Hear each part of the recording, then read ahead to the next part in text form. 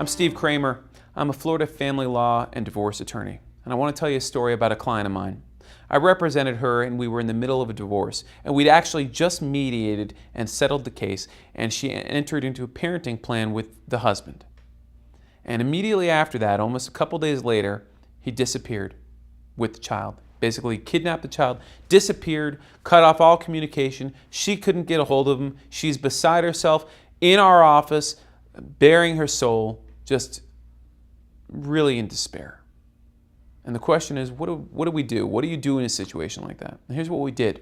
We actually filed what's called an emergency motion with the court.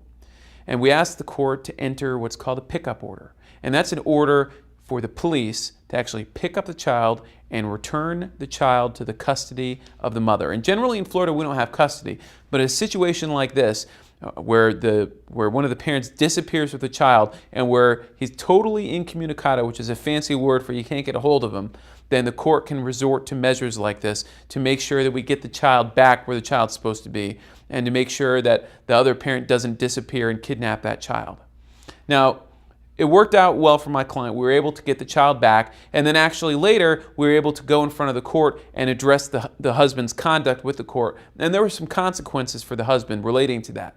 But if you're dealing with a situation like this, first thing is don't panic. All right, you can't panic because sometimes there are alternate explanations that can explain what's going on, and we don't want to jump to conclusions. So let's make sure we get the facts and the evidence in front of us before we make a decision, because that's the next factor here. We don't want to file what's called an emergency order unless it's actually an emergency, because if it's not, then you've destroyed your credibility in front of a court.